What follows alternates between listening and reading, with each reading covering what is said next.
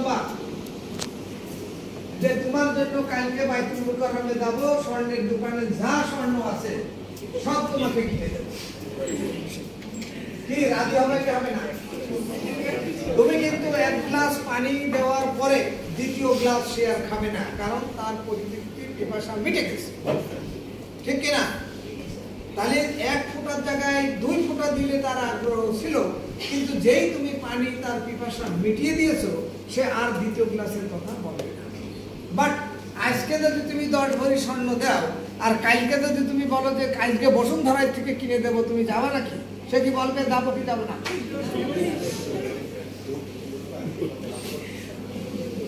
হ্যাঁ, অবশ্যই যাবে। পরের দিন যদি বলো চলো দুবাই যাই, তাহলে তোমাকে বুঝতে হবে যে expectancy value theory explains motivation as a function of the expectation of success and the value of the goal. তুমি যদি তোমার স্ত্রীর মতো এরকম হও যে আমার পিপাসা ততক্ষণে মিটবে না যতক্ষণ তুমি গ্লাস ভরে না দিবা, আমার পিপাসা ততক্ষণ মিটবে না চাহিদা এরকম হবে যে আমার যে লক্ষ্য ছিল আমি এজিএম হব বা ডিজিএম হব, সেই এজিএম বা ডিজিএম না হওয়া পর্যন্ত সরকার বা ব্যাংক আমার উপরে যে দায়িত্ব দিয়েছে সেটা আমি যথাযথভাবে পূরণ করব। এই লক্ষ্য পূরণ করতে গেলে তোমার সাথে যারা সংশ্লিষ্ট তাদেরকে তুমি মোটিভেট করতে হবে, আর এই মোটিভেশন ম্যাশো কি বলেছে তা তোমাকে ফলো করতে হবে। বুঝতে পারলে? তাহলে আচ্ছা, তোমাদের এখানে মূল্যায়ন হয় নাকি লেকচারারদের? না হয় না, সাদা কাগজ নাই, এটা কিন্তু ইউনিভার্সিটিতে হয়। মূল্যায়ন না হলে আমি কি পড়ালাম, কয় নম্বর পেলাম তা তো রাখলাম না। আমাদের তো ক্লাস এরকম একটা দেশে অনেক কষ্ট করে, হ্যাঁ অনেক কষ্ট করে হয়তো দিছে ক্লাস, যাই হোক দিলে সুবহানাল্লাহ, না দিলে আলহামদুলিল্লাহ, কোনো অসুবিধা নাই। কেমন এদের ডিজিএম সাহেব আইসে, তাহলে তোমরা আর ডিজিএম সাহেব একটা দয়া করে ক্লাস দিছে, তোমাদের সাথে সাক্ষাৎ হলে দেখলাম আর একটা উনি দেবেন কিনা সেটা ওনার ব্যাপার। তো এখানে মূল্যায়নের কোনো ব্যবস্থা নাই। তোমাদের কাছে সাদা কাগজের টুকরা দেওয়ার নাম ছাড়া, রোল নাম্বার ছাড়া কাগজ দেওয়া উচিত যে আমি। তাহলে এখানে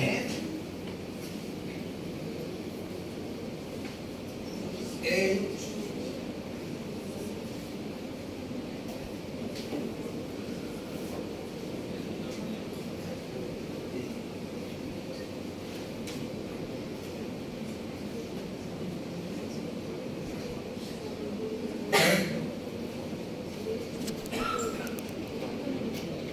রিয়েল ভ্যালু রিজেন সব চলে গেছে, তাই না? থাকে what is the real value and what is the fake value, এটা আমার প্রশ্ন। আমি 2 মিনিট দেরি করে আমার হাতে একটা 100 টাকার নোট ছিল, সেই নোটটা দেখে আমি বললাম this is a 100 taka note, you please tell me what is the real value and what is the fake value. তোমরা যেহেতু ব্যাংকার, তোমাদের জন্য এটা গুরুত্ব পাবে। একটা মেয়ে বলল যে স্যার উই নেভার হার্ড। তো আমি খুব অ্যাস্টনিশড হলাম।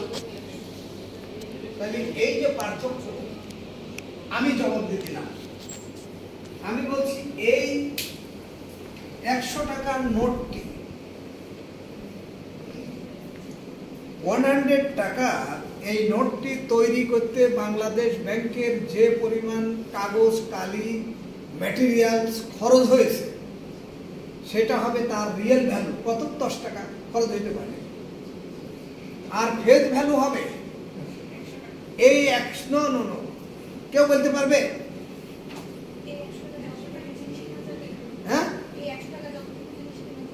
নো, এই 100 টাকা দিয়ে আজকে আমি 1 কেজি প্রাণের চাল কিনতে পারি, তাহলে ফেস ভ্যালু হচ্ছে 1 কেজি প্রাণের চাল বা 20 টাকা কেজি হলে 5 কেজি চাল। তখন বোধহয় 2020 সাল। আমি বলছি যে 5 কেজি চাল কি, এটা হবে তার ফেস ভ্যালু আর এটা হলো তার রিয়েল ভ্যালু। আমার প্রথম প্রশ্নের উত্তর আমি দিয়েছি। তাহলে তোমার যে রিয়েল ভ্যালু, তুমি যে মোটিভেট করছো মানুষকে, তুমি কতটুকু রিয়েল ভ্যালু ব্যাংকের জন্য আনতে পারছো, আর এটা নির্ভর করছে তোমার ফেস ভ্যালুর উপরে। It depends on your face value. তুমি মানুষটা কেমন, অমায়িক ব্যবহার, ভালো ব্যবহার, নাকি তোমার কড়া কথা, রুষ্ট কথা, সেটার উপরে নির্ভর করছে। ঠিক আছে, নেক্সট প্রশ্ন, একটা প্রশ্ন তোমরা পাইলে। 2 নম্বর প্রশ্ন হচ্ছে এই যে তারা তো ইকোনমিক্সের, তোমরা তো ইকোনমিক্সের মানুষ নও, সেজন্য এটা বুঝবার, তারপরেও আমি অতি সহজভাবে বোঝাচ্ছি, কারণ তোমার এটা দরকার হবে। সেটা হলো খুব ভালো করে বোঝার চেষ্টা করবা। এটা হলো কোয়ান্টিটি, এটা আমি ধরো কিউ দিয়ে বোঝালাম, আর এটা হচ্ছে প্রাইস, এটা আমি পি দিয়ে বোঝালাম। ঠিক আছে, কি বুঝতে পারছো না, দেখতে পাচ্ছ না? এটা হলো পি দিয়ে বোঝালাম। তাহলে তোমরা এখন বলো, এই প্রাইস যদি বেড়ে দেয়, ডিমান্ড কি হবে? আমি টাকা নিয়ে গেছিলাম বাজারে 2 ভরি স্বর্ণ কিনবো বলে, বাজারে দাঁড়িয়ে দেখছি স্বর্ণের দাম অনেক বেড়ে গেছে। তাহলে দাম বেড়ে গেলে আমি কম কিনবো না বেশি কিনবো? কম কিনবো। তাহলে এই রেখাটা কি হবে? নিচের দিকে যাবে, নিচের দিকে যাবে। তাহলে এখানে আমি একটা রেখা দিলাম, এর নাম হলো ডিডি রেখা, ডিমান্ড রেখা। ঠিক আছে, ডিমান্ড কার্ভ। এখন বাজারে দাঁড়িয়ে দেখি স্বর্ণের দাম অর্ধেক হয়ে গেছে।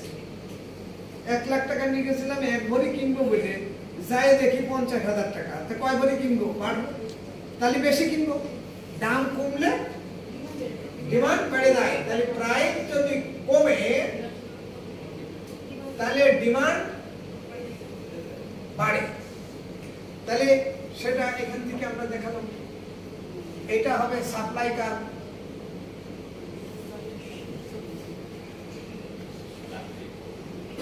হ্যাঁ, এখন এটা যদি প্রাইস হয়, এই জায়গাকে বলে ইকুইলিব্রিয়াম পয়েন্ট। বুঝা গেছে? ইকুইলিব্রিয়াম পয়েন্ট কি? তুমি যখন দাঁড়িপাল্লা দিয়ে চাল কেনো বা অন্য জিনিস কেনো, তখন তো যিনি বিক্রি করেন পাল্লা 2 দিকে সমান হলে তখন সঠিক হলো। তাই এই জায়গাটা, এই যে এটা হলো ও, এটা হলো পি। তাহলে এই যে ওপি ইকুয়াল টু কি? এখানে আমরা একটা লেখা দিতে পারি যে দ্রব্য পাচ্ছি এই Q1, ধরো ছোট হাতের কিউ দিলাম, এটা পি, এটা P1 দিলাম, এটা Q1 দিলাম। তাহলে আমার ওপি ইকুয়াল টু OQ1 সমান, এই তোমরা পিছনের লোক দেখতে পাচ্ছ? এখন দাম বাড়িয়ে দিলাম, P2 করলাম। P2 করলে ডিমান্ড হচ্ছে এখানে D2, এখানে S2, এই রেখার সাথে 2। তাহলে আমার এখানে সাপ্লাই এইটুকু বেশি না? সাপ্লাই যদি বেশি হয় দাম কি হবে? সাপ্লাই বেশি। তাহলে এর যদি বেশি হয়, তাহলে প্রাইস কি হবে? কমে যাবে। তাহলে এই P2 কমে এখানে আসবে। তাহলে এই ভারসাম্য থেকে আসবে। যেমন তুমি একটা জিনিস বাজারে কিনতে গেলে একটা শাড়ির দাম বলছে 500 টাকা, তুমি বলতে ভাই 500 টাকা নেবো না, আমি আপনাকে দেবো 400 টাকা। তার যদি কিনা কম দামে না হয় তোমাকে কি দেবে? দেবে না। তাহলে কি করবে? তোমার পছন্দ হয়েছে, সে বুঝে গেছে যে মক্কেল ঠিক আছে, কিনবে, তার আগ্রহ আছে, বলো আর একটু আপা বাড়ান। তাহলে তুমি বাড়াইতে বাড়াইতে বললে 480 টাকা, সে 480 টাকায় তোমাকে দেবে। তাহলে একটা ব্যালেন্স হলো, সেও লাভ হলো, তুমিও লাভ করলে, তোমার স্যাটিসফ্যাকশন হলো যে আমি শাড়িটা পছন্দ ছিল কিনছি, আর তার লাভ হলো সে 70 টাকায় কিনছিল, 80 টাকায় বেচলো। কি বোঝা গেছে? লাগে না বুঝলে বলো। এইবার দেখো আমি এই দামটা কমাই গেল, যেহেতু এখানে বেশি, আমি যদি P3 করি তাহলে এখানে সাপ্লাই কমে গেছে, এখানে ডিমান্ড বেড়ে গেছে। কি ঠিক কিনা? এই বোঝা গেছে? এখানে কি হয়েছে? এখানে P কমে গেছে, তাহলে সাপ্লাইও কমে যাবে। যারা উৎপাদনকারী, দাম কমে গেলে তারা উৎপাদন করবে না, তাহলে আবার প্রাইস বাড়বে। বাজারে যদি মালের সংকট থাকে তাহলে দাম বাড়বে। বোঝা গেছে?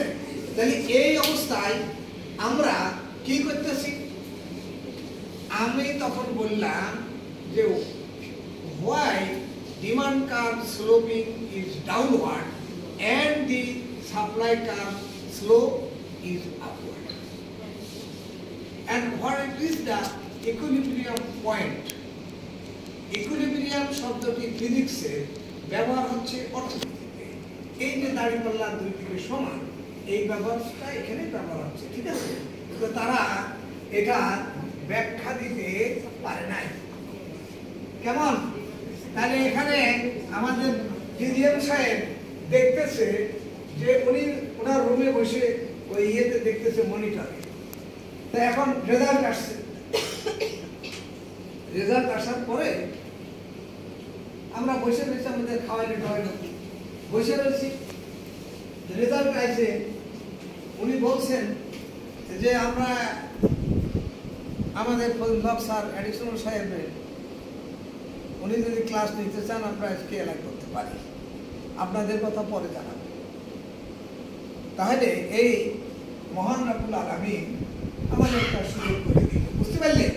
তাহলে তুমি যদি তোমার লক্ষ্যস্থল ঠিক রাখো, তুমি যদি বাস্তবিক পক্ষে আন্তরিকভাবে পড়ালেখা করো, জানো, তাহলে হবে। আমি এই তোমাদের ক্লাসটা করতে 3 দিন ধরে, যেদিন আমার রিপোর্ট গেছে সেদিন থেকে শুরু করেছি, শত ব্যস্ততার মধ্যে। এগুলি কি এমনি পাওয়া যাবে? গুগলে খুঁজলেই কি পাবা তুমি? তাহলে তোমার জ্ঞান থাকতে হবে, চেষ্টা করতে হবে, আল্লাহ তোমাকে, ঠিক আছে? নেক্সট দেখো, মোটিভেশন 2 প্রকারের হয়। একটা সেলফ মোটিভেশন, তুমি আগে মোটিভেটেড কিনা, তারপরে সমাজের মোটিভেট।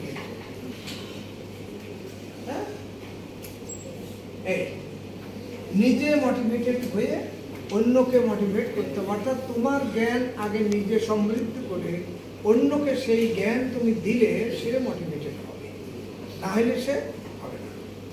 কি কারো বুঝতে অসুবিধা আছে? এই তোমার লক্ষ্যস্থলে নিয়ে এসেছি।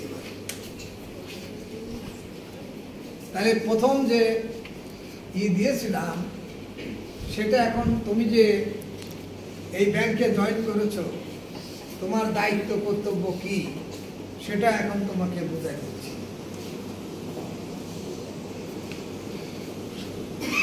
কেমন? তোমার দায়িত্ব কর্তব্য কি? তুমি যে জয়েন করেছো অ্যাজ ক্যাশ অফিসার, তোমার কাছে একজন এসে বলল যে ভাই আমাকে 2 লাখ টাকা দেন, সন্ধ্যাবেলা আমি ব্যবসা করি সারাদিন, তারপরে তাই তোমাকে 1,10,000 দেবেন। খুব ভালো ব্যবসা, 2,10,000 মানে পুঁজি ছাড়া ব্যবসা। আমার অন্যের পুঁজি আমি খালি দিয়ে দেব, সন্ধ্যাবেলা পাই দেব। এটাতে আমি খালি গল্প করছি তা নয়, বাস্তব। কারণ আমিও একজন ব্যাংকার, আমি স্টেট ব্যাংকে চাকরি করেছি, বাংলাদেশ ব্যাংকে চাকরি করেছি। এটা গল্প নয়, এটা তো তুমি কি বললে? হ্যাঁ, অডিয়েন্স তুমি কি করলে? ও এসে বললো যে ভাই 2 লাখ টাকা দেন, আপনাকে আমি সন্ধ্যাবেলা 2,10,000 দেব। সে মাথা ঘোরায় কোন দিকে গেছে দেখো, উল্টা দিকে। না ভাই, এই কাজ করতাম না। তোমার সিকিউরিটি কি? তোমার আমি 2 লাখ টাকা দেব, আমার কাছে কি সিকিউরিটি আছে যে তোমাকে আমি দেবো? তুমি যদি সন্ধ্যাবেলা না আসো, তাহলে মাথা ঘোরাই দিয়েছে। ন কি বলেছে? I would not do it, আমি এটা করব না। তারপরে সে রিকোয়েস্ট করলো, আরে ভাই দেন, আমাকে বিশ্বাস করেন, আমি এই বাজারের সবচেয়ে বড় ব্যবসায়ী, আমি কার টাকা মারি না, আপনারটা মারবো না। তখন মাথায় হাত দিয়ে দাঁড়াইছে, দাঁড়িয়ে বলছে যে I cannot do it, no no, আমি এটা করতে পারি না। পারি কি? থার্ড বলছে, আচ্ছা ঠিক আছে, আমি তোমাকে একটা চেক দিয়ে দিচ্ছি, ফাঁকা চেক। তোমাকে একটা চেক দিচ্ছি, তুমি এই চেক লিখে নাও, নিয়ে আমাকে 2 লাখ টাকা দাও। আমি যদি না দিতে পারি, তাহলে তুমি চেক ব্যাংকে জমা দিবা, না দিতে পারলে কোর্টে মামলা করবা। হ্যাঁ, 38 ধারায় চেক ফরজারির বিরুদ্ধে মামলা করলে ও জেল হয়ে যাবে। ডিস্ট্রিক্ট জাজ এটা বিচার করে। তখন সে বলছে, I want to do it. Check যখন দিচ্ছ, আমি চাচ্ছি, ভাইবে দেখি, I want to do it. এখন বলছে, how do I do it? Check তো দিচ্ছ ভাই ঠিকই, কিন্তু তোমাকে আমি কিভাবে দেব? হ্যাঁ, হাউ ডু আই ডু ইট, কিভাবে করব? তুমি যদি টাকা চেক দিয়েছো, চেকে টাকা না থাকে, আর আমি আমার এই ব্যাংকের টাকা, পাবলিকের টাকা আমি যদি দিয়ে দিই, আমার বেতন মাত্র 16,000 টাকা, তোমাদের কত? 40,000? কত? 16,000। তাহলে তুমি 16,000 টাকায় তো তুমি 1 লাখ টাকা দিতে পারো না। পারো কি? তুমি তো ক্যাশিয়ার, দায়িত্ব কিন্তু তোমার খুবই বড়। ক্যাশিয়ারের দায়িত্ব অনেক বেশি। ক্যাশিয়ারের কাছে ম্যানেজার টাকার বস্তা দিয়ে দেয়, যত মানুষ আসবে টাকা দিবা বা টাকা দিবা। তাহলে তুমি এই কাজটা যদি করো, তাহলে মারাত্মক হবে। তাহলে তাই বলছে, আচ্ছা দেখি, চেষ্টা করে কি, I will try to do it. এখন দেখো, সে মনে মনে ভাবতেছে কি করবে। এক পা উপরে দিয়ে দিয়েছে, আর এক পা নিচে, এক হাত সামনে, এক হাত পিছনে। কি করবে ভাইবে কুলাইতে পারছে না। বুঝতে পারলে? কি করবে ভাইবে কুলাইতে পারছে না। তারপর বলছে যে, ভাইবে ট্যাবে নিয়ে বলছে, I can not do it. না, এটা করা ঠিক হবে না। আই ক্যান ডু ইট, আমি করতে পারি, এটা ভাবছে। ভাইবে বলছে, এখন এক পা আগায় দিয়েছে, কিন্তু যাবে। হ্যাঁ, এরপর বলছে, আই উইল ডু ইট, আমি এটা করব। ডিসিশন নিয়ে ফেলেছে, অনেক চিন্তা করে ডিসিশন নিছে, নিয়ে কিন্তু সে কি করেছে শেষে গেলে আমরা দেখব।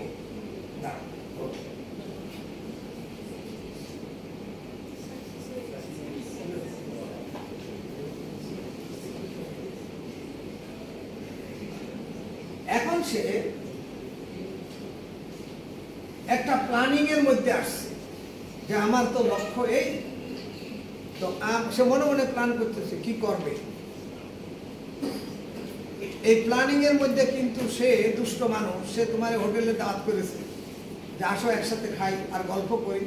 তারপরে তুমি মনে মনে প্ল্যান করছো একটা সার্কেলের মধ্যে বসে যে identify a deficiency of leads, কি ঘাটতি আছে প্রয়োজনের তুলনায়। Define a plan to fulfill the needs, কিভাবে প্রয়োজনটা পুরো মেটাবে, execute the plan, the fulfill the needs, কিভাবে এটা বাস্তবায়ন করব, মনিটর দি মোটিভেশন লেভেল। এখন যারা মনিটর করছে মোটিভেশন লেভেলে যে ওই ব্যাটা কি করতেছে সেটা যারা আমাদের অথরিটি দেখছে সে ভাবনাও আমি করছি, তাহলে আমি কত কিছু ভাবছি। এরপরে আমি বলছি প্রোভাইড ফিডব্যাক অ্যান্ড অ্যাডজাস্ট। এর ফলাফল যদি নেগেটিভ হয় তাহলে কিভাবে আমি অ্যাডজাস্ট করবো, কিভাবে আমি টিকে থাকবো। ওই এক হাত মাথায় একদিকে হাত একটা পিছনে হাত একটা সামনে আগিয়ে যাচ্ছে আবার পিছাচ্ছে, ঠিক না? এই আগিয়ে যাচ্ছে পিছাচ্ছে ডিসিশন নেওয়ার জন্য তার যে প্ল্যান ছিল সেই প্ল্যানের মধ্যে এসে সে এখন এই পর্যায়ে গেছে। এখন সে এই যে মেশর যে থিওরি আমি দিয়েছিলাম সেই মেশর থিওরি ও এখন অ্যাপ্লাই করছে। মেশর যে আমি ছবি দেখাচ্ছি না তোমাদের, তাহলে সেই মেশর কথা, মেশর যে থিওরির কথা বলেছিলাম, মেশর থিওরিতে এসে চলছে। এটাও মেশর একটা।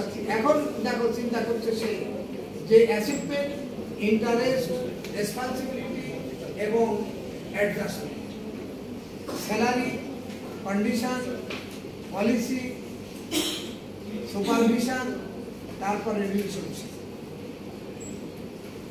এই মোটিভেট করতে গিয়ে তার কত চিন্তা করতে হচ্ছে।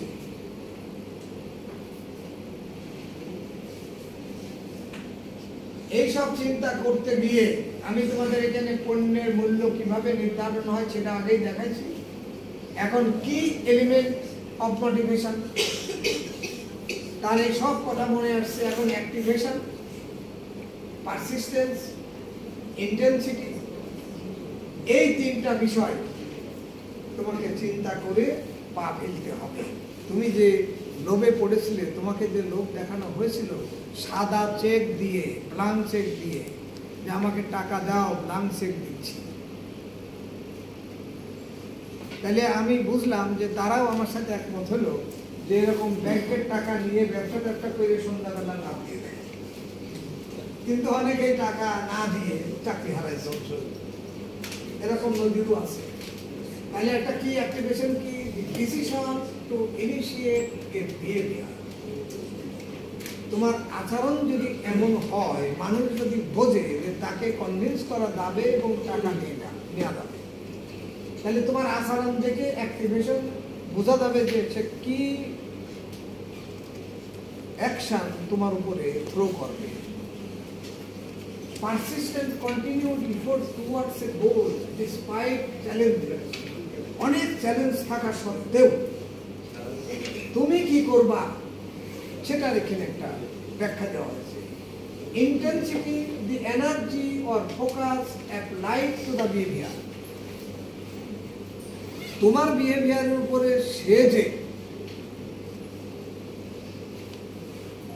সে যে সুযোগ নিতে চেয়েছিল আর তুমি কি সুযোগ নিচ্ছ তার বিহেভিয়ার উপরে, সেটার উপরে নির্ভর করছে তোমার।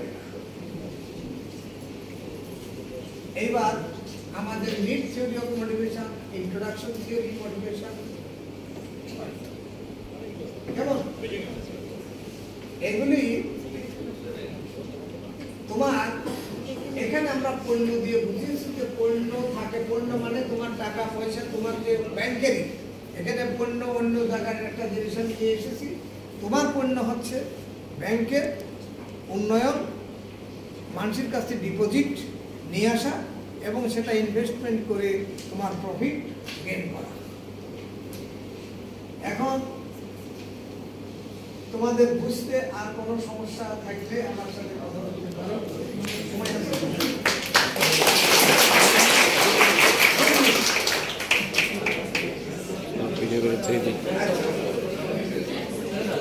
একটা সাজেশন আছে, সেই সাজেশনটা হলো এরকম।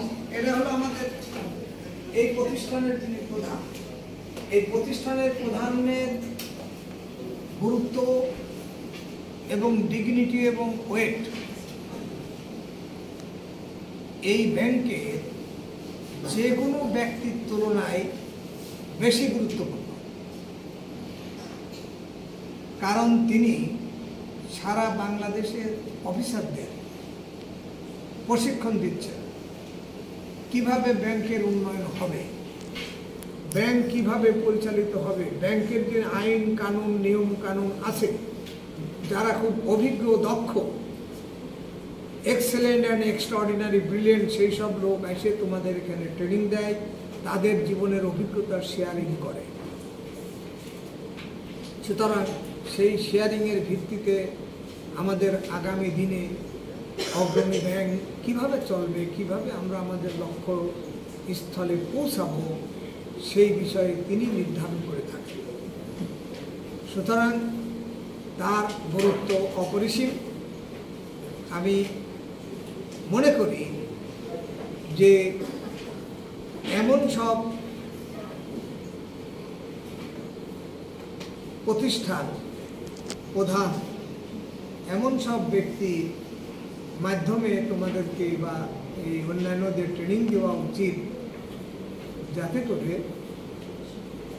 ব্যক্তি থেকে পরিবার, পরিবার থেকে সমাজ, সমাজ থেকে এই অগ্রণী ব্যাংক যেন অন্যান্য ব্যাংকের চেয়ে আমরা যেন প্রথম স্থানে থাকতে পারি, মানুষের আস্থা অর্জন করতে পারি, সেই বিষয়ে তিনি গুরুত্ব দিয়ে প্রয়োজনীয় পদক্ষেপ গ্রহণ করবেন এই প্রত্যাশা রেখে আবারও এই ব্যাংকের যিনি আমাদের চেয়ারম্যান এবং অন্যান্য পরিচালক বৃন্দ রয়েছেন, ব্যাংকের প্রতিটা কর্মচারী কর্মকর্তার কাছে আমি আমার কৃতজ্ঞতা রেখে এই প্রতিষ্ঠানের প্রধান এবং যারা এই প্রতিষ্ঠান পরিচালনায় আছে তাদের সকলকে আন্তরিক কৃতজ্ঞতা জানিয়ে আমার আজকের এই বক্তব্য এখানে শেষ করছি। আল্লাহ হাফেজ সকলকে।